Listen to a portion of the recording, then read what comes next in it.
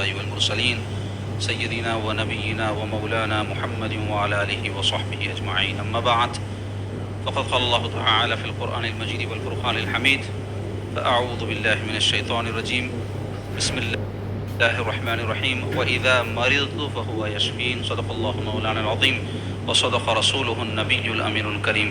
وقال عز وجل في عظمة حبيبه الكريم: إن الله وملائكته يصلون على النبي يا أيها الذين آمنوا صلوا عليه وسلموا تسليما.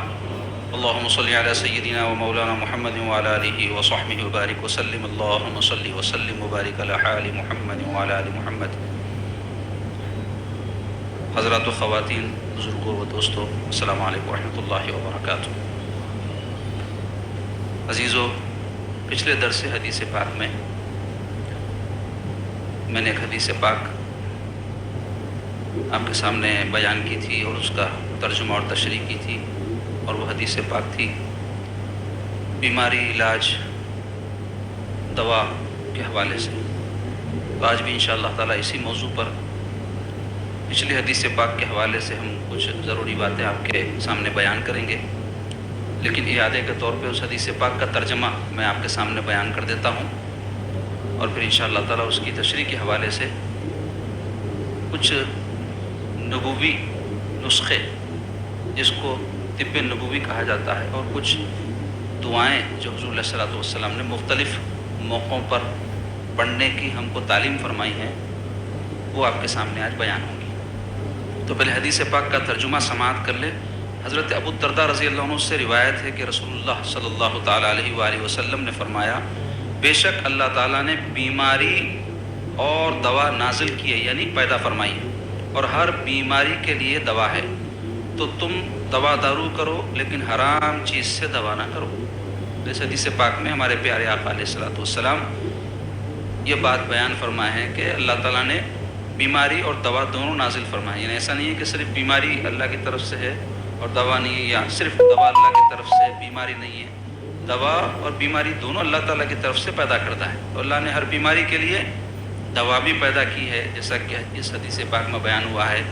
اور حضور ہم کو حکم فرما رہے ہیں کہ تم جب کوئی بیماری ہو تو اس کی دوا کرو. اگر وہ بیماری جسمانی ہے تو جسمانی طور پہ اس کی دوا دارو کرنی چاہیے، اور اگر روحانی ہے، واقعتاً روحانی، لوگوں کے اپنے طور پہ کسی چیز کو روحانی طے کر لینا، یا کوئی جھوٹے مکاروں کا کسی بیماری کو روحانی کہہ دینا، یہ بنیاد نہیں ہے. اس کی صحیح تشخیص ہو، صحیح تحقیق ہو مستند معتبر ذرائع سے، اور اس کے مطابق پھر اس کا علاج کروایا جائے. اور پھر اس بات کی بھی حضور تاکید فرما رہے ہیں کہ تم حرام چیزوں سے دوا مت کرو. تو یہ حدیث پاک تھی پچھلے ہمارے درس کی. اس کے حوالے سے آج انشاءاللہ تعالی ہم آپ کے سامنے آج کچھ طب نبوی کے نسخے مختصراً بیان کریں گے، کیونکہ یہ ایک ایسا موضوع ہے جس پر بے شمار کتابیں ہیں، اور اس میں احادیث کے حوالے سے بہت ساری جو ہے دوائیں اور بہت سارے نسخے، بہت سارے علاج ان کتابوں میں تحریر کیے گئے ہیں. ان سب کا احاطہ تو ممکن نہیں ہے اس مختصر سے وقت میں، لیکن تبرکاً دوا دارو کے حوالے سے حضور پاک علیہ الصلوۃ والسلام نے جو نسخے اپنی امت کو تعلیم فرمائے ہیں.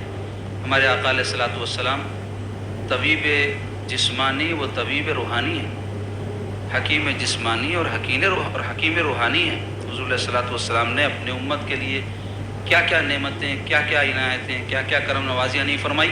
اسی میں سے ایک ہمارے جسم کی سلامتی کے لیے اصول، ضابطے، دوا دارو، دعائیں سب ہمارے آقا نے ہم کو سکھائی ہیں. ہماری محرومی ہے کہ ہمارے آقا علیہ الصلوۃ والسلام کی یہ ساری چیزیں موجود ہونے کے باوجود ہم جو ہے دولت اور خزانے اپنے پاس رکھنے کے باوجود بھیک مانگتے پھرتے ہیں. کئی مسلمان ایسے ہیں جو غیر مسلموں کے پاس جاتے علاج معالجے کے نام پہ، اور جو ہے جا کے اپنے حالات بیان کرتے، ان سے علاج بھی کرواتے. غیر مسلم کے پاس جا کے علاج کرانا منع نہیں ہے، لیکن اس میں یہ اعتقاد رکھنا ایسی چیزوں میں جو حرام ہیں، غلط ہیں، غیر شرعی ہیں، کہ اس سے فائدہ ہوتا ہے اور ہو جانا چاہیے، اللہ معاف کر دے گا، ایسا سوچنا غلط ہے. ہمارے دین میں جب ہم کو ہر چیز کی تعلیم دی گئی ہے، ہر چیز کے اصول ضابطے بتائے گئے ہیں، تو اگر کوئی غلط طریقے عملیات کی صورت میں ہو یا اور کوئی معالج کی صورت میں ہو اختیار کرے گا تو وہ درست نہیں ہے. اب یہ جو طب نبوی کے تحت کچھ نسخے آپ کے سامنے آج بیان ہوں گے، اس میں بہت ساری چیزیں ایسی ہیں جو روزمرہ کی استعمال کی چیزیں ہماری اور آسانی سے کسی بھی انسان کو میسر آ سکتی ہیں۔ اگر ان کو ہم اپنے استعمال میں رکھیں روزمرہ، نہیں تو کبھی کبھی بھی اگر اس کو استعمال کرتے رہیں تو یہ جو ہے حفظان صحت کے طور پہ ہم کو کام آئیں گے۔ صحت کی اس سے حفاظت ہوگی۔ صحت مند رہنے کے لیے دوا دارو بعد کے مراحل ہے۔ سب سے پہلے حفظان صحت کے اصول پہ ہم کو عمل کرنا چاہیے۔ حفظان صحت کے اصول کسے کہتے ہیں؟ صحت کو کس طرح محفوظ رکھا جائے، بیماری سے کس طرح بچا جائے، اس کے کچھ اصول اور ضابطے ہیں۔ انسان سڑک پہ جا رہا تو اس کے کچھ طریقے اصول رہتے، حادثات وغیرہ ہونے کا امکان ان اصولوں پر عمل کرنے سے کم ہو جاتا۔ اب خدا نخواستہ حادثہ ہو گیا تو پھر انہیں دوا دارو کرنا نا، ہڈی ٹوٹی تو جو ہے ڈاکٹر کے پاس جا کے پٹی بنانا، مار لگا تو زخم کے اوپر دوا لگانا، لیکن وہ نوبت ہی نہ آئے تو اس کے لیے ضروری ہے کہ انہیں کیا کرے، جو اصول ہیں، جو طریقے ہیں، اس کو اختیار کر کے سڑک پر چلے تاکہ حادثات کم ہو، نقصان کم ہو۔ تو ایسے ہی صحت بھی جو ہے انسان کی اچھی رہنے کے لیے کچھ اصول ہیں، کچھ ضابطے ہیں جس کو ہم روزانہ تباہ و برباد کرتے ہیں ان ضابطوں کو، اور ان کو جو ہے پامال کرتے ہیں۔ اس میں سب سے اہم تو ضابطہ یہ ہے کہ انسان جو ہے اپنی غذاؤں پر کھانے سے پہلے غور کرے کہ یہ غذا کا صحت پر کیا اثر پڑ سکتا ہے۔ ہمارے پاس کیا ہے، بھوک لگی تو جو چاہے ڈال لو، بلکہ ڈال لیتے اندر، کیا ڈال رہے ہیں، اس سے کیا فائدہ ہے، کیا نقصان ہے، اندر جانے کے بعد اس سے کیا جو ہے تبدیلی ہو سکتی ہے مزاج میں، کچھ نہیں دیکھتے۔ دعوت میں گئے 10 قسم کے کھانے ہیں، سب کھا کے آؤں گا بلکہ نہیں یاد رہتے، ڈال لیتا ہوں، پھر ملتے کہ نہیں، بھر لیتے وہ۔ کئی کھانے اس میں ایسے رہتے جو ہماری صحت کے لیے مضر ہے، جیسے مثال کے طور پہ کسی کو شوگر ہے، چاول اور میٹھا اس کے لیے زہر ہے، لیکن مزے کی خاطر انہیں دعوت میں بولتا نہیں میں اب 8 دن تک پرہیز کرانا، ایک دن کھینچا تو کیا ہوتا، بلکہ میٹھا وٹھا سب ڈال لیتے۔ اب گھر کو آ کے ہا ہا ہو اس کے بعد دواخانہ، سویاں، بیماری، اب سب سوچتے جاؤ کیا کیا ہوتا۔ تو یہ تو بیمار آدمی کے لیے ہے کہ وہ پرہیز کرے، لیکن صحت مند آدمی کے لیے بھی بعض چیزوں کا پرہیز ضروری ہے۔ میٹھا ہر ایک شخص کو نقصان پہنچاتا ہے، اس کی ایک مقررہ مقدار اگر کوئی لے تو مزہ بھی ہے اس میں، اور کوئی چیز کم کھائے تو آدمی کو بار بار کھانے میں مزہ آتا ہے اس کا۔ خوب کھانے کی عادی ہو گئی تو طبیعت اور جسم جو ہے اس کا مزہ حاصل نہیں کر سکتا۔ جیسے آپ دیکھیں کوئی آدمی جو ہے سادہ پان کھا رہا تو اس کے بعد اس کو بیزاری ہو گئی، بولتا ہے کب تک بھائی سادہ، دال بھائی تھوڑا زردہ بولتا اس کو، ذرا زبان کو چھڑکا تو بھی رکھتا۔ پھر اس کے بعد میں وہ 120 پھر 180 کیا کہ نمبر آئے وہ بڑھتے جاتے ہو، اس کے بعد میں ڈاکٹر کا نمبر شروع ہوتا ہے، کینسر یہ وہ کئی قسم کے امراض۔ تو بتانا کیا چاہ رہا ہوں کہ کوئی بھی چیز کے اندر انسان لذت بھی لینا چاہ رہا تو کبھی کبھار تھوڑا تھوڑا کوئی بھی چیز کھائے تو اس کی لذت کی گنجائش باقی رہتی۔ خوب بھر لیے تو ایک ہی وقت میں پورا کھا کے جیسا ہو جاتا تو مزے کی گنجائش ختم ہو جاتی۔ تو مختصر یہ کہ دعوتوں میں بھی گئے تو حفظان صحت کے اصول میں سے یہ ہے کہ پہلے تو غذاؤں پہ نظر ڈال دینا کہ بھئی کون سی غذا میں سے مجھے لینا ہے، کون سی چھوڑنا ہے۔ وہاں تو نیت یہ رہتی ہر چیز کھا کے آؤں گا، کیسا چھوڑوں، گیا ہوں کھانے تو کھانا ہے مجھے، اور سب کھانا ہے، اور وہ بھی ڈٹ کے کھانا ہے، خوب کھانا ہے۔ ایسا ہرگز نہیں کرنا چاہیے۔ اچھے سے اچھی غذا رہو، لمیٹڈ کھائے، آدمی سب کھانا چاہ رہا ہے، کھائے، منع نہیں ہے، تھوڑا تھوڑا کھائے۔ تو اس میں دیکھنا میٹھا اور زیادہ نمک اور مرغن چیزیں، مرغن یعنی روغن والی، روغن یعنی تیل گھی جس میں ہوتا ہے، وہ چیزیں صحت کے لیے مضر ہیں۔ اور آپ دیکھ لیں ہمارے خاص طور پہ حیدرآباد کی جو دعوتیں ہیں اس میں کوئی دعوت مرغن غذا کے بغیر ہو ہی نہیں سکتی۔ دعوتوں میں عام طور پہ عام کھانوں سے ہٹ کے پکاتے کوئی بھی، ورنہ دعوت کے کچھ یہ بولتے نا کوئی بھی جب دعوت دی ہے تو اچھا کھلانا ہے، تو ٹھیک ہے چلو مرغن پکاتے ہیں۔ تو اس کا یہ مطلب نہیں ہے کہ سب کھا جائیں، خوب کھا جائیں، تھوڑا تھوڑا کھائیں۔ سب کھانا چاہ رہے ہیں، تھوڑا تھوڑا کھائیں، تو اس میں مزہ بھی رہے گا، صحت کو بھی نقصان نہیں ہوگا۔ تو یہ ایک اصول ہے کھانے میں زبان کو روکنا، کیونکہ کیا ہے معلوم، منہ سے پیٹ تک اتار ہے، سمجھانے کے واسطے بولو، اور اتار پہ آپ کو معلوم ہے کوئی چیز رکھے تو سیدھا نیچے جاتی۔ تو اس واسطے کیا سمجھتے لوگ، جب راستہ بنا ہوا ہے تو جانے کے واسطے ہے، جانا مسئلہ نہیں ہے، کھانا مسئلہ نہیں ہے، جانے کے بعد انہوں جہاں ٹکتے ہیں وہاں مسئلہ ہے، انہوں ٹکتے پیٹ میں، تو پیٹ کی ایک گنجائش رہتی ہے۔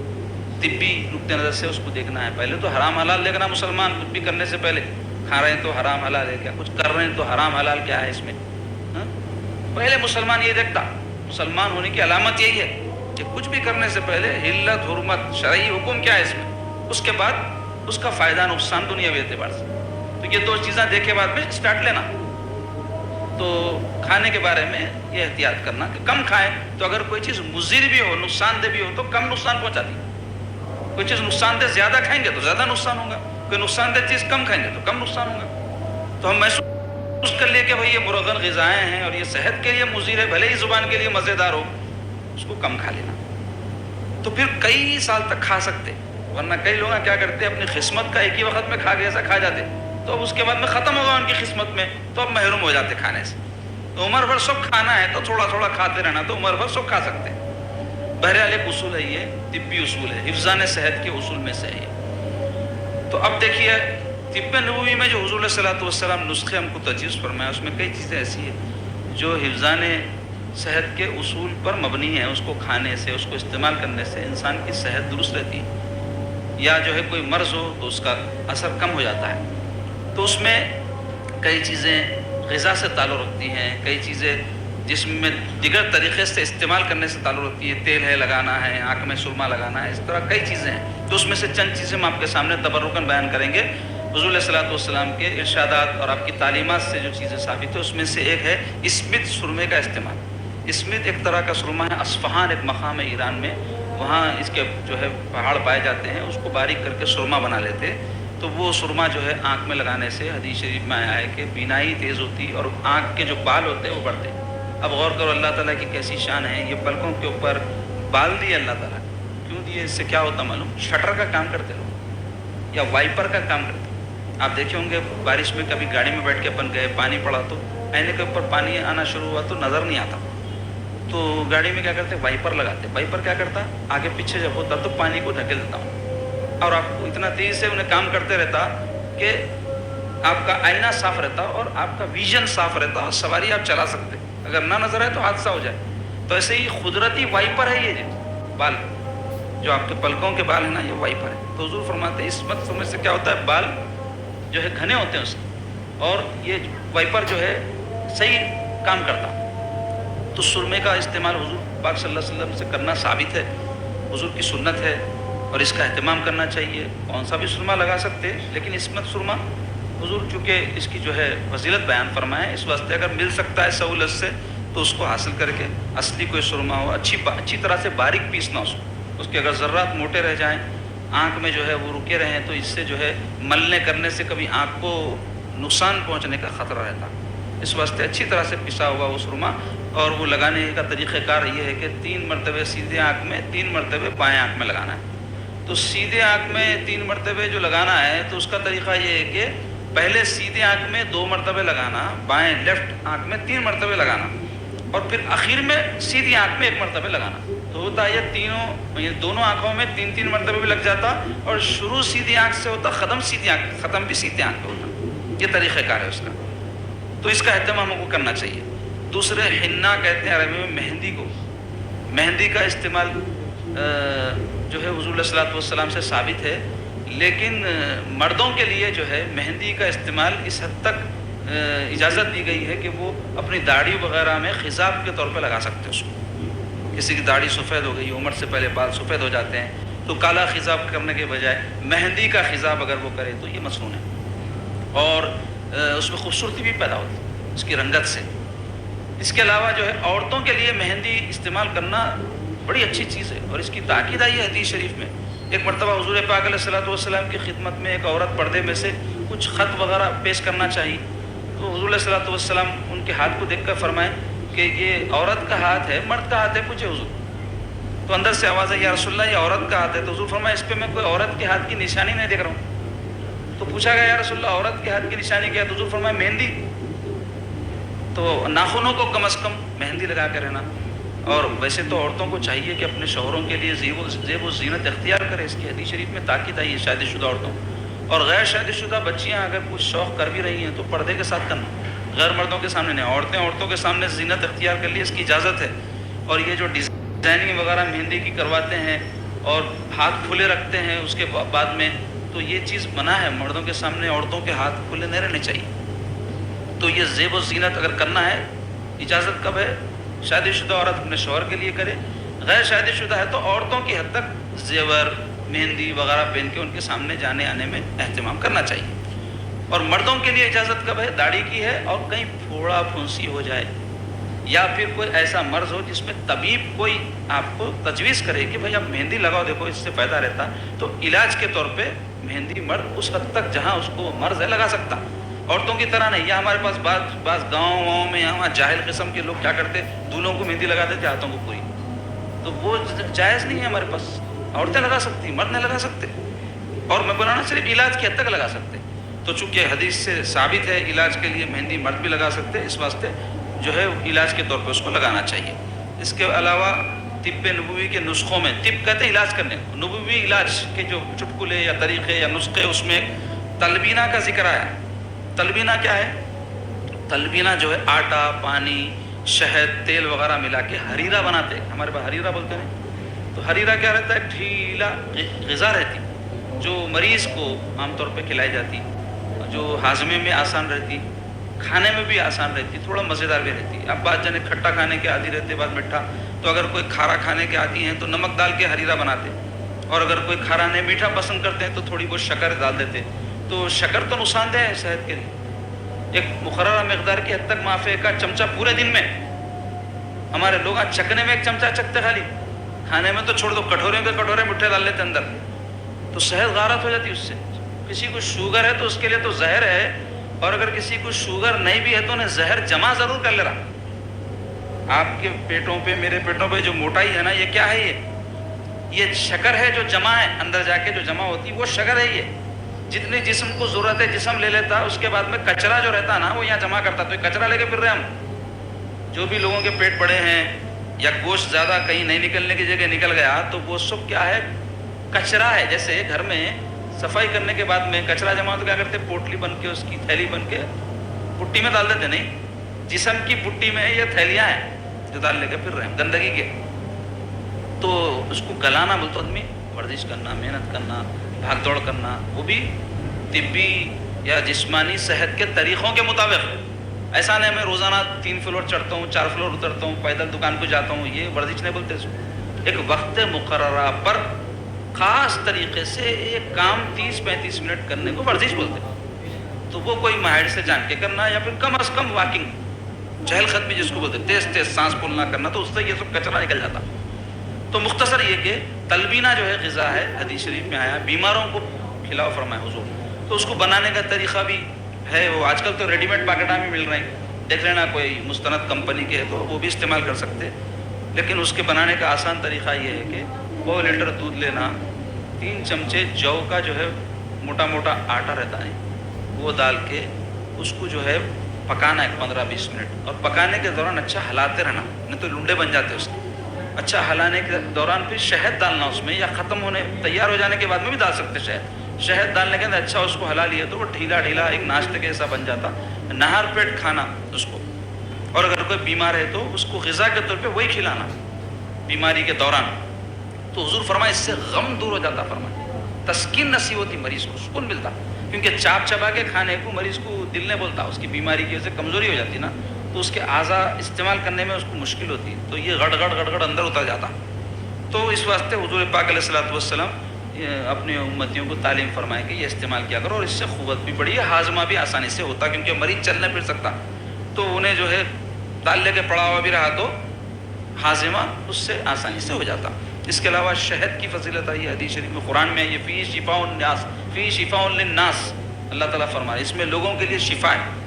تو اس کے استعمال کا طریقہ بیان کیا گیا حدیث شریف میں. حضور پاک علیہ الصلوۃ والسلام نہار منہ جو ہے، یا نہار پیٹ کہتے ہیں ہمارے عرف میں، خالی پیٹ صبح اٹھنے کے بعد کھانا کھانے سے 1-2 گھنٹے پہلے شہد جو ہے پانی میں ملا کے نوش فرما لیا کرتے تھے، شربت کیسا بنا کے. پھر جب بھی حضور علیہ الصلوۃ والسلام کو تناول فرمانا مقصود ہوتا تو اس وقت کھانا ہونا تناول فرما لیتے.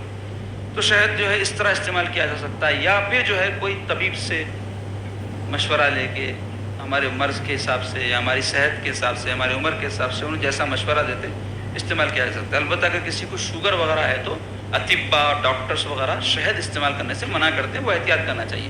حضرت واعظ میں بولے تھے شہد کے بہت فائدے ہیں بول کے.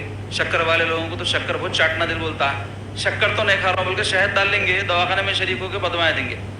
तो इस वास्ते शुगर वाले लोग एहतियात करना। तो एक चीज़ शहद, इसको अरबी में असल बोलते हैं, उसका इस्तेमाल बड़ा मुफीद है सेहत के लिए। आम तौर पे भी इसको रोज़मर्रा की ज़िंदगी में हम इस्तेमाल कर सकते हैं। इसके अलावा खल कहते हैं अरबी में सिरके को। सिरका भी बड़ी मुफीद ग़िज़ा है। ख़ास तौर पे बारिश के दिनों में इंसान का मैदा, सेहत वगैरह ख़राब हो जाती है। कई लोगों को देखे होंगे बुखार आ रहे हैं, वायरल फीवर फैला हुआ है और सीने भर जा रहे हैं, तो ऐसे अमराज में सिरका बड़ा मुफीद रहता है। इसके भी इस्तेमाल का तरीक़ा हम अपने बुज़ुर्गों से देखे हैं कि वो क्या करते थे, एक मर्तबान में कांच का मर्तबान अचार के लिए, चटनियों के लिए। अब आप लोग बोल रहे हैं ये हदीस शरीफ का दर्ज चल रहा, क्या है? हदीस है ये भी, सरकार के जो है इरशादात हैं जो मैं तशरीह कर रहा हूँ तिब के हवाले से आपके सामने। क्योंकि इंसान की सेहत बहुत बड़ी नेमत है। सेहत अच्छी रही तो इबादत सही कर सकता, सेहत अच्छी रही तो काम काज कर सकता, बीवी बच्चों को पाल सकता, सेहत अच्छी रही तो उम्रा हज कर सकता, दूसरों की मदद कर सकता, कुछ भी कर सकता ना जी। सबका दारोमदार सेहत पे है ना। सेहत बहुत बड़ी नेमत है, तो सेहत की हिफाजत हमारे पर वाजिब है। उसके लिए हमारे आका अलैहिस्सलातु वस्सलाम ये सब तरीक़े हमको सिखाए। तो उसमें सिरके का इस्तेमाल न सिर्फ सिखाए बल्कि हुजूर की मरगूब यानी पसंदीदा तरीन ग़िज़ाओं में सिरका। हुजूर अलैहिस्सलातु वस्सलाम जब मक्का फ़तह फरमाए और हज़रत उम्मे हानी रज़ी अल्लाह तआला के घर में फ़तह मक्का के बाद तशरीफ़ ले गए, वहाँ गुस्ल फरमाए, चाश्त की नमाज़ अदा फरमाए। इसके बाद उम्मे हानी हज़रत अली की बहन है, सैयदना अली की। तो ये घराना हुजूर सल्लल्लाहु अलैहि वसल्लम का बड़ा करीबी चहीता घराना है। तो हुजूर पाक सल्लल्लाहु अलैहि वसल्लम फरमाए कि कुछ खाने को है तो लाओ, ऐसी बेतकल्लुफ़ी थी। तो उस वक्त जो है बीबी उम्मे हानी रज़ी अल्लाह तआला अन्हा के पास कुछ भी नहीं था, तो वो परेशान हो गई। तो हुजूर पाक अलैहिस्सलातु वस्सलाम की खिदमत में उन्होंने ढूंढ ढांढ के रोटी के टुकड़े थे कुछ वो और सिरका ला के पेश कर दिया। तो मेरे आका उनका दिल रखने के लिए भी और हुजूर को पसंद भी था, इरशाद फरमाए सिरका कितना बेहतरीन सालाने फरमाए। इससे क्या मालूम हो अगर कोई मेज़बान किसी वजह से आपकी सही मेहमान नवाजी नहीं कर सका तो उसका दिल खुश करने के लिए तारीफ कर देना उसकी। तो हुजूर उनका दिल रख लिए, फरमाया अरे सिरका तो क्या बेहतरीन खाना है। बोलते उनका दिल इतना खुश होगा, सरकार को पसंद आ गया। बोले सरकार को पसंद भी था। हुजूर फरमाया जिस घर में सिरका उस घर में मुफलिस ही नहीं आएंगे। कुछ भी नहीं, रोटी लगा खा ले सकते, मगर कहाँ है ज़बानों को आजकल चटखारे लगे हुए हैं। मंदियाँ, बिरयानियाँ, चिकना, मटना, ये हलीमा खा खा के ऐसी मस्ती चढ़ी है। कभी कोई सीधा साधा खाना खाओ बोले तो खा रहे हैं, बच्चे तक नहीं खा रहे हैं। चिप्सा इप्सा खिला के सेहता भी ख़राब कर दिया, ज़ुबाना भी ख़राब कर दिया, आदतें भी ख़राब कर दिए बच्चों। तो सब बीमारियों का पुलंदा है वो। अच्छी ग़िज़ाएँ नहीं खिलाते तो बचपन से आदी बनाना पड़ता बच्चों को इन चीज़ों का।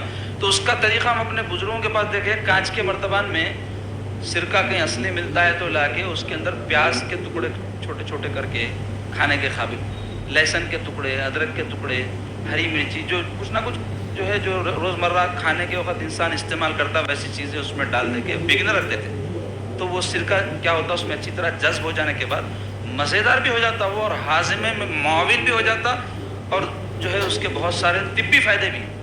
तो उसका एहतमाम करना चाहिए।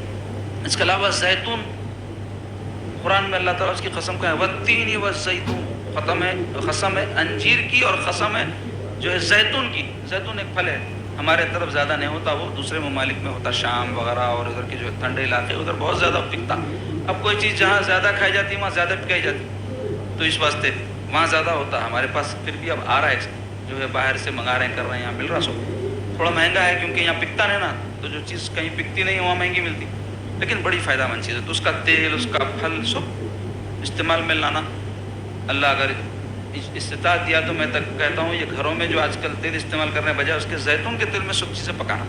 अब किसी के माशी हालात वैसे नहीं है तो उन्हें परेशान हो जाएगा, महंगा है ना, इस वास्ते अपने इस्तिताअत देख के करना। अगर है इस्तिताअत तो जैतून के तेल में अगर कोई चीज़ तैयार करे तो ये जो दूसरे तेल हैं जैतून के अलावा उनके नुकसान से बच जाते। हार्ट के जो बीमारियाँ, कोलेस्ट्रॉल की बीमारी जो हो रही वो जो है जैतून इस्तेमाल करने से नहीं होती। उनके जैतून के अंदर जो मकदार है चिकनाई की वो नहीं के बराबर है, दूसरे तेलों में चिकनाई बहुत ज़्यादा है। तो जैतून का फल मिल सकता तो वो खाना, और ताक़त में 3-5 रोज़ नहीं खा सके कभी कभी खा लेना, सुन्नत पे अमल करने की नीयत से खा लेना, फ़ायदे हैं उसके हदीस में आया, उस नीयत से खा लेना तो सवाब पे मिल जाता, फ़ायदा भी मिल जाता। तेल उसका है तो लगाने का तेल अलग रहता, खाने का अलग रहता। वो मालूम करके खाने का तेल खाने में इस्तेमाल कर सकते, या कम से कम 1 चमचा खाने का तेल सालन वगैरह पे डाल लेके खा सकते, या इसी तरह रोटी पे लगा के खा सकते। یا پھر تیل جو لگانے کا ہے مالش کے طور پہ اس کو استعمال کرنے کے بہت فوائد ہیں. وہ ایک ایک چیز کا فائدہ بیان کرے تو آج کا پورا درس کا وقت نکل جاتا. میں مختصر بیان کر رہا ہوں تو اس کو استعمال میں لانا. اس کے علاوہ حضور علیہ الصلوۃ والسلام رات کا کھانا کھانے کی تاکید فرمائے. کئی لوگ ہیں یا تو کھائے تو ایسا کھاتے بغیر دعوت کے رہتے نہیں. روزانہ دعوت 11-12 بجے 1 بجے کھانا کھائے آئے سو گئے, بیماریوں کا پلندہ لے کے آتے دعوتوں میں جائے. یا کئی لوگ ایسے ہیں خاص طور پہ بچیوں کو دیکھا ہوں, لڑکیوں کو, وہ کھانا نہیں کھاتے رات میں. نہیں میرے کو دل نہیں بول رہا, بھلے سو جاتے. تو حضور پاک صلی اللہ علیہ وسلم فرمایا ہے کہ رات کا کھانا ترک نہ کرو. حدیث میں کچھ نہ ملے تو ایک مٹھی کھجور ہی کھا لیا کرو. وہاں کھجور اویلیبل تھے آسانی سے, یہاں جو کچھ بھی ہم کو مل سکتا وہ کھا لینا. کیونکہ حضور فرماتے ہیں رات کا کھانا چھوڑ دینے سے جلد بڑھاپا آ جاتا ہے, انسان کے اندر کمزوری پیدا ہو. تو رات میں کچھ نہ کچھ وقت پر کھا کے سونا ہو. لیٹ رات میں کھانے سے بھی آدمی کو بیماریاں ہوتی ہیں. جو آج کل کے دعوتیں ہیں نا 10:30-11 بجے آ رہے مہمان, اور میزبان بھی وہی حساب سے تیاری کر رہا. اب 11-12 بجے انہیں کھانا کھا کے جو ہے جب گھر کو پہنچتا 1-2 بجے رات کو, تو ایک تو نیند بھی غارت ہو گئی, اور اتنی رات تک کھانا نہیں کھانے کی وجہ سے معدے کے اندر جو تیزابیت بڑھ جاتی نا. دیکھو اللہ تعالیٰ ایک سسٹم رکھے جسم کا. انسان کو جب بھوک لگتی بعض ایسے مادے اس کے معدے میں نکلنا شروع ہوتے جو کھانے کو ہضم کریں. تو اس وقت اگر اس کو کھانا نہ دیا جائے اور چھوڑ دیا جائے اور اپنے حساب سے 11 بجے 12 بجے کھا رہے ہیں, تو وہ جو تیزابیت کے مادے کھانا ہضم کرنے کے لیے نکل گئے, ان کو کچھ بھی کھانے ہضم کرنے کے لیے مل نہیں رہا ہے. تو وہ کیا کریں گے, معدے کو ہضم کر دیتے, آپ کے مطلب خراب کر دیتے, معدے کا نظام بگاڑ دیتے. پورا سسٹم اندر خراب ہو کے شوگر, تھائرائڈ, ایسیڈیٹی کی شکایت, وحشت, گھبراہٹ, کئی قسم کی بیماری ایسے ہو رہی. تو وقت پر دو نبھالے صحیح. دعوت میں جانا ضروری ہے, رشتہ داری ہے, تو آپ گھر پہ کھا لیں, وقت پہ جا کے مبارکباد دے دے کے بھائی آ جاؤ. مگر کھانے کی نیت رہتی ہے ہماری, اور کھانے کا نظام پورا بگڑا ہوا ہے ہمارے پاس, جس کی وجہ سے صحت کا نظام بگڑ جا رہا. صحت کا نظام بگڑ جانے سے زندگی کا نظام بگڑ جا رہا. زندگی کا نظام بگڑا, دنیا آخرت دونوں برباد ہو جاتے. اس واسطے اس کا خیال رکھنا چاہیے, کھانا وقت پر کھایا جائے. اس کے علاوہ احادیث میں سونٹ کے بارے میں بھی آیا ہے کہ اس کے استعمال کی حضور نے ترغیب دلائی ہے. سونٹ ایک طرح کی جو ہے لکڑی ہوتی ہے, وہ جو ہے اس کو استعمال کے مختلف طریقے ہیں. کوئی طبہ وغیرہ آپ کو طریقہ بتائے تو اس کے مطابق استعمال کرنا چاہیے. اجوا کھجور کھانے کی فضیلت ہے. حضور فرمائے کہ یہ اجوا کھجور کھانے سے کیا ہو, جنت کے جو ہے میووں میں سے اس کے جو ہے فضائل بیان ہوئے ہیں. اور جنون اور زہر جیسی کوئی چیز بھی ہو تو حضور فرماتے ہیں اس کا اس میں علاج ہے. جادو ٹونا بھی اگر کوئی کراتا ہے تو اگر کوئی اجوا اس نیت سے کہ سرکار فرمایا ہے اور حضور نے فرمایا کہ جادو میں بھی اثر انداز ہوتا ہے, مطلب نقصان سے بچاتا ہے, تو انشاءاللہ تعالیٰ ثواب بھی ملے گا. اور صحیح عقیدے کے ساتھ یہ ساری چیزیں, عقیدہ بہت اہم ہے اس کے اندر. بغیر عقیدے کے آدمی اگر کچھ کام کرتا ہے تو اس کو وہ فائدہ نہیں ہوتا. عقیدے کے ساتھ, عقیدت کے ساتھ کرے گا. سرکار کا ارشاد ہے ضرور اس میں میرے لیے شفا ہے, تو یقیناً شفا ہوگی اس کو. تو 7 کھجور اجوا میسر ہو, تو ہمارے پاس میسر نہیں ہے آسانی سے, لیکن کبھی مل جائے یا کبھی وہاں جانے کا موقع مل جائے جس سرزمین پر ملتے ہیں مدینہ شریف میں, تو وہاں پر جو ہے رہے تک استعمال کر لے. اس کو لا کر یہاں رکھ کر بھی استعمال کرے, اور کہیں سے کوئی لا کر دیے تو وہ استعمال کرے اس کو. اس کے بڑے فوائد ہیں. اس کے علاوہ سنا بلکہ ایک بکنی آج کل ملتی پاؤڈر ہے, دوا ساز کے بعد ملتا, پتا رہتا ہے کہ اس کو سکھا کے پیس دیتے. جلاب کا کام دیتا. یہ جلاب سے کیا ہوتا, پیٹ صاف ہوتا. کئی امراض صرف قبض کی وجہ سے ہوتے. قبض بول تو اجابت ٹائم پہ نہیں آنا. پیٹ میں جب اجابت رک جاتی ہے تو کئی قسم کے امراض پیدا کرتے ہیں. تو اس کی صفائی کے لیے لوگ جو ہے اس قسم کے چھوٹے موٹے چٹکلے یا نسخے استعمال کرتے ہیں. تو اگر ایسی کوئی چیز مل سکتی ہے تو اس کا استعمال کرنا چاہیے, لیکن عادی نہیں ہو جانا. معدہ اگر کسی چیز سے عادی ہو جاتا ہے کہ اس کے بغیر ہاضمہ نہیں کروں گا تو پھر بعد میں چل کے اس کا اثر ختم ہو جاتا ہے. اس لیے قدرتی طور پہ جتنا ہو سکے غذائیں وغیرہ اور محنت وغیرہ ایسی کرنا کہ جس سے ہاضمے کا نظام, جسم کی صحت کا نظام درست رہے. اور بھی بہت ساری چیزیں ہیں, وقت میں گنجائش نہ ہونے کی وجہ سے میں آپ کو چند باتیں تبرک میں بیان کر دیا. اب آئیے حضور علیہ الصلوۃ والسلام کو دعائیں بھی سکھائیں, مختلف جو ہے بیماریوں میں, تکلیف میں, پریشانی میں اللہ کو یاد کرو, اس طرح سے یاد کرو. پڑھ کے پھونکنا بھی سکھائیں. تو اس میں ایک دعا جو ہر بلا سے نجات کی دعا ہے, یہ دعا یاد کر لینا. بچوں کو بخار آیا, نظر لگ گئی, پڑھ کے پھونکو آپ خود. بعض وقت کیا ہوتا آسانی سے جس سے پڑھ کے پھکانا ہے میسر نہیں ہوتے, وہ ملتے نہیں. تو ویسے وقت میں جو ہے ہم کو کیا منع کرے گا, سورہ فاتحہ ہے, معوذتین بول تو قل اعوذ برب الفلق, قل اعوذ برب الناس, یہ 2 سورے حضور پاک صلی اللہ علیہ وسلم اپنے شہزادوں حضرت امام حسن حسین رضی اللہ عنہ پر پڑھ کر پھونکتے تھے. تو ہم بھی اپنے بچوں کے اوپر پڑھ کے پھونکنا. اس کے علاوہ یہ دعا بھی حدیث شریف میں آئی ہے, اپنے شجرے میں بھی یہ سلسلے کے یہ دعا کیا ہے, بسم اللہ الذی لا یضر مع اسمی شیء فی الارض ولا فی السماء وهو السمیع العلیم. یہ دعا یاد کر لو. اب تو ریکارڈنگ بھی ہو رہی ہے اس کی. آپ کو اگر ایک مرتبہ سننے میں یاد نہیں ہوئی اور ہوتی بھی نہیں تو وہ ریکارڈنگ لے لو. نہیں تو یہ دعا جو ہے اس کو آپ لوگ کتابوں میں مل جاتی ہے آپ کو کہیں بھی, حدیث شریف کی. آج کل انٹرنیٹ پہ تو بآسانی ہے, آپ کچھ بھی ٹائپ کرو آپ کو مل جا رہا ہے. تو بسم اللہ الذی, اللہ تعالیٰ کے نام سے, وہ ذات ایسی ہے, لا یضر مع اسمی شیء, کوئی چیز اس کے نام کے ساتھ نقصان نہیں پہنچا سکتی. اس کا نام لے لو, ہر چیز فائدہ پہنچائے گی. فی الارض ولا فی السماء, نہ زمین میں نقصان پہنچا سکتی ہے نہ آسمان میں, اس کے نام کے ساتھ کوئی چیز. وہو السمیع العلیم, اور اس کی ذات کیسی ہے, سنتی ذات ہے, سننے والی ذات ہے اور علم والی ذات ہے. یہ دعا پڑھ کے خود بھی دم کر لینا چاہیے. 7 مرتبہ پڑھ لو, 21 مرتبہ پڑھ لو, 11 مرتبہ اپنی سہولت سے. ایسی نمازیں جن کی بات سنتیں ہیں, سنتیں پڑھنے کے بعد یہ سب وظائف وغیرہ جب پڑھتے ہیں اس میں شامل کر لینا چاہیے. اس کے علاوہ حضور پاک صلی اللہ علیہ وسلم کلمہ تحرم پڑھنے کی تاکید فرمائے ہیں. لا الہ الا اللہ وحدہ لا شریک لہ لہ الملک ولہ الحمد یحیی ویمیت وہو علی کل شیء قدیر, اور لا حول ولا قوۃ الا باللہ العظیم. یہ سب کلمات نمازوں کے بعد بھی پڑھتے رہنا, پھونک لیتے بھی رہنا, اپنے گھر والوں کو بھی پھونکنا اور پڑھنے کی عادت رہنا. گھر سے نکلتے وقت کی دعا سکھائے حضور پاک صلی اللہ علیہ وسلم, بسم اللہ توکلت علی اللہ لا حول ولا قوۃ الا باللہ. یہ پڑھنے سے کیا ہوتا, حادثات سے محفوظ رہتے, دشمنوں کے شر سے محفوظ رہتے, ناموافق حالات سے محفوظ رہتے. تو مسلمان کا کام کیا ہے, ہر قدم پر اللہ کو یاد کرنا, اور یہی ہمارے آقا علیہ الصلوۃ والسلام کو سکھائے ہیں. تو کئی لوگ ہیں سلسلوں میں مرید ہے, تعویذہ منگتے, سب کرتے, خود پڑھو بول تو پڑھتے نہیں. مرید ہونا بول تو کیا ہے, اللہ کی راہ کے طالب ہونا ہے. تو اللہ کی راہ کا طالب اللہ کو یاد نہیں کرنا, سب سے زیادہ کام جو نہیں کرنا ہے اللہ کو یاد کرنا ہی چاہیے. مصیبت, پریشانی, تکلیف, ناموافق حالات, نوکری نہیں ملنا, بیویاں ستانا, شوہراں ستانا, پیٹ میں درد ہونا, پڑوسی ستانا, یہ زندگی کا حصہ ہے. آپ میں تو چھوڑ دو, اولیاء انبیاء کے ساتھ یہ چیزیں گزری تو ہم پہ بھی گزریں گی. یہ ہونے ہی نہیں بول کے نہ بیٹھنا, یہ جب ہوتا ہے اس بہانے سے بھی اللہ کو یاد کریں گے بول کے اللہ تعالیٰ کو یاد کرتے رہنا, رسول اللہ کو یاد کریں گے بول کے درود پڑھتے رہنا. تو زندگی میں کیا ہوتا, مصیبتوں میں بھی مزہ آتا. آدمی جب اللہ کو یاد کرنے کا عادی ہو جاتا, سرکار پاک صلی اللہ علیہ وسلم سے اس کو سچی محبت ہو جاتی, تو اس کو ہر قدم پہ مزہ آتا زندگی میں. تو چاہیے کہ ہم یہ اللہ کو یاد کرنے کے جو بہانے ہیں, یہ آدمی جب کسی کو چاہتا تو ہر بہانے سے اپنے محبوب کا ذکر کرتا. تو ہمارے سرکار ہم کو قدم قدم پہ اللہ تعالیٰ کو یاد کرنا سکھائے. تو کسی بھی مصیبت کے وقت جو ہے یہ دعائیں پڑھنا. اور ایک دعا حضور سکھائے, کسی آدمی کو دیکھے بیمار ہوا, کسی آدمی کو دیکھے حادثہ ہو گیا, کسی آدمی کو دیکھے کوئی مصیبت میں مبتلا ہے, بیوی ستا رہی, اپن سنے اپنی بیوی نے ستا رہی, تو یہ دعا پڑھنا. کسی آدمی کو دیکھے ٹانگ ٹوٹ گئی اس کی, اپنی ٹانگ دیکھنا سلامت ہے, تو یہ دعا پڑھنا. کیا دعا ہے یہ, الحمدللہ الذی عافانی مما ابتلیک وفضلنی علی کثیر ممن خلق تفضیلا. اس دعا کا مطلب کیا ہے, تمام تعریفیں اس ذات پاک کے لیے جس نے مجھے آفت سے جو اس کو پہنچی محفوظ رکھا. یعنی کسی کی ٹانگ ٹوٹی, میری نہیں ٹوٹی, اللہ مجھے عافیت دیا اس سے. کوئی گھر میں جو ہے پریشانی آ رہی, میرے گھر میں نہیں آئی, اللہ عافیت دیا مجھے. کسی کے ساتھ کچھ حادثہ گزر گیا, میرے ساتھ نہیں گزرا, تو اللہ تعالیٰ عافیت دیا مجھے. تو اس پر کیا کر رہے ہیں, اب اللہ کی تعریف کر رہے ہیں. لیکن کب ہوتا, جب اپنے کو شکر گزاری کا جذبہ دل میں ہو.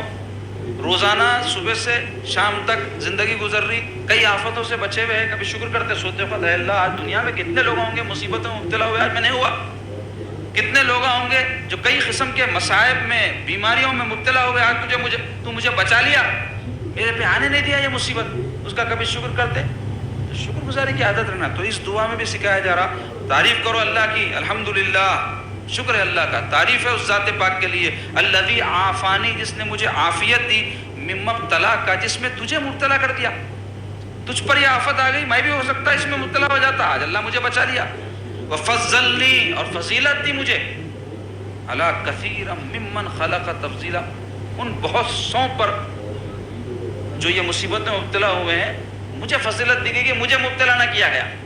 تو اللہ تعالیٰ کا اس طرح سے شکر ادا کرو. حضور فرماتے ہیں, اور اگر کوئی مصیبت قوم کی طرف سے پہنچ رہی ہے, جیسا آج کل کافروں کی طرف سے مسلمانوں کو مصیبت پہنچائی جا رہی, ستایا جا رہا, ظلم کیا جا رہا, تو اس میں پڑھنے کی دعا ہے, اللہم انا نجعلک فی نحورہم ونعوذ بک من شرورہم.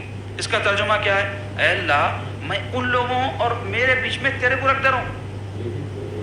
آسانی سے سمجھ میں آنے بول رہا ہوں, میں لفظ ترجمہ نہیں کر رہا ہوں, مفہوم سمجھانے کو بول رہا ہوں. اے اللہ میں تو ان سے مقابلہ نہیں کر سکتا, پاور ہے ان کے پاس, فوج ہے, ملٹری ہے, پولیس ہے, غنڈے ہیں، لوگاں ہیں، تلواریں ہیں، بندوقاں ہیں، میرے پاس کہاں ہے؟ نہیں ہے. تو میں کیا کروں؟ اے اللہ اپنی طرف سے تجھے رکھ رہا ہوں مقابلے کے واسطے، تو دیکھ لے ان کو. یہ مانے اللہم انا نجعلک فی نحورہم، ان کے مقابلے میں تجھے رکھ رہا ہوں. ونعوذ بک من شرورہم، اور میں آپ کی پناہ طلب کرتا ہوں ان کے شر سے. آپ کی پناہ میں آ جا رہا ہوں. آپ سے بڑی کسی کی پناہ ہے؟ تو آپ کی پناہ طلب کر رہا ہوں میں ان کے شر سے کہ آپ میری حفاظت فرمائیں. یہ دعا ہے. اس کے علاوہ کسی پر قرض آ جائے تو اس کے لیے دعائیں. تو یہ سب معلوم کرتے جانا، پڑھتے جانا، اللہ سے رجوع ہونا، گڑ گڑانا. پہلے لوگوں کو مصیبت آئی، پریشانی آئی، تہجد گزاریاں کرتے تھے، آیت کریمہ کے گھروں میں دستراں بچھاتے تھے، اللہ اللہ کرتے تھے، بزرگان دین کے بارگاہوں پہ جا کر ان کے وسیلے سے دعائیں کرتے تھے. اب کچھ بھی نہیں، کیا بھی نہیں، ہر چیز کے واسطے انہوں یہ کرا دیے، انہوں وہ کرا دیے، تم ایسا کرے تو میرے کوئی پریشانی آئی، انہوں ایسا کرے تو. یہ سب توحید کے اوپر سے نظر ہٹ جانے سے ہوتا. اللہ تعالیٰ کے حکم کے بغیر پتہ ہلتا جی. انہیں جب تک نہیں چاہا نہ کوئی شر ہم کو پہنچتا نہ خیر ہم کو پہنچتا. پہنچانے والی ذات حقیقت میں اللہ تعالیٰ کی ہے، کوئی بھی اچھا اور برا.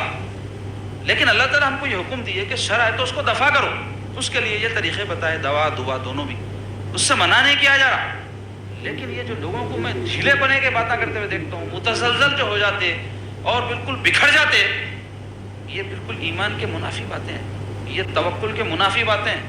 بیماری، مصیبت، پریشانی زندگی کا ایک حصہ ہے، ہر ایک کو آنے والی ہے، کوئی اس کو روک نہیں سکتا. اللہ کے حکم سے دنیا میں یہ چیزیں سب چل رہی. یہ سارے عوارض ہیں، ہر ایک کو آنے. نیک بد ایسا کچھ بھی نہیں ہے. کوئی آدمی نیک رہا پریشانی نہیں آتی، وہ تو غلطی ہے آپ کی. بلکہ حدیث میں آیا جو نیک ہوتا ہے اللہ ان کو آزماتا ہے. حضرت امام حسین علیہ السلام جو ہے آزمائے گئے نا. کیسے اترے پوری آزمائش میں؟ بڑے بڑے اولیاء اللہ آزمائے گئے. تو جو جتنا نیک ہوتا ہے اتنی آزمائشیں آتی اس پہ. تو اس واسطے نیکی نکو بنو رہے لوگ، نیک بنو نکو، مصیبت میں مبتلا ہو نکو. ایسی سوچو گے کتنی بری بات ہے. نیکی یہ ہے بندہ اللہ کی رضا کس چیز میں دیکھے، چاہے وہ مصیبت کا موقع ہو چاہے خوشی کا موقع ہو. اللہ کس سے راضی ہے وہ کروں گا. چاہے مصیبت آئی تو اس کے ساتھ ایسا ایسا معاملہ کروں گا کیونکہ مصیبت میں ایسا کرنے سے اللہ راضی ہوتے مجھ سے. اور خوشی میں ایسا ایسا کروں گا کیونکہ اللہ اس کے رسول کا حکم ہے خوشی میں ایسا ایسا کرو، اس سے اللہ راضی ہوتے. یہ سوچ رہنا مسلمان کی. تو بہرحال دوا دارو کرو، دعا کرو، جائز طریقوں سے جو بھی علاج معالجے ہے وہ سب کرو. لیکن ایمان متزلزل نہیں ہونا، درے در کے نہیں ہونا، گلی گلی کے نہیں ہونا. ایمان اور توکل، اللہ کی ذات پر بھروسہ کرتے ہوئے یہ سب کام کرو. انشاءاللہ اللہ تعالیٰ جو ہے سب مصیبتوں کا دور فرمانے والا ہے. وہی جو ہے ہر پریشانی کا دفع فرمانے والا ہے.